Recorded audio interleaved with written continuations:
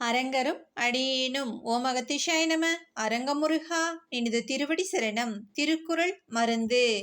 உற்றவன் தீர்ப்பான் மருந்துளைச் செல்வான் என்று அப்பால் நாற்கூற்றே மருந்து.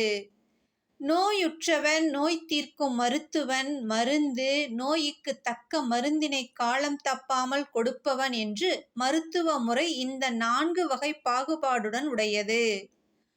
உணவு முழுமையான ஆரோக்கியத்தை தந்துவிடாது. இறைவனின் நினைவோடு உண்ணும் உணவே ஆரோக்கியத்தை தரும் என்ற ஆறுமுகப் பெருமானே.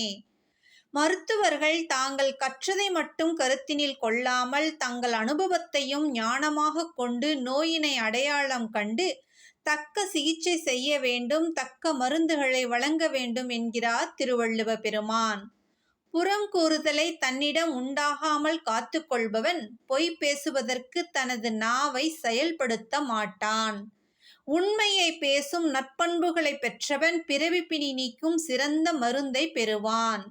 குருவின் அருள் ஒளியை நாம் பெறுவோம் என்ற நம்பிக்கையை வளர்த்து கொள்ள வேண்டும். குடும்பத்தில் சிக்கல்கள் இருந்தால் குரு அருள் சக்தி எங்கள் குடும்பம் முழுவதும் படர்ந்து ஒற்றுமை ஏற்பட வேண்டும், தொழில் வளம் பெருக வேண்டும், அனைவரும் மன வளம் பெற வேண்டும் என்று எண்ணி தியானம் செய்ய வேண்டும். நமது வாழ்க்கையை சீர்படுத்த நமது எண்ணமே உதவும். தர்மமே மன வலிமை தரும். சிக்கலை தீர்க்கும் ஞானமும் மன உறுதியும் கிடைக்கும். துன்பத்தை தீர்க்கும் மன உறுதியும் உண்டாகும்.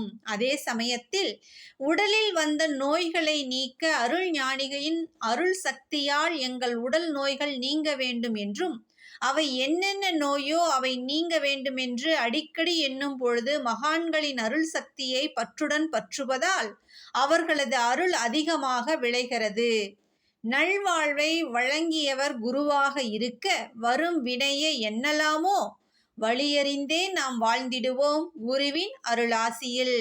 ஓம் சரவண ஜோதியே நமோ நம. குருவின் அருளோடு பணிவான காலை வணக்கம்.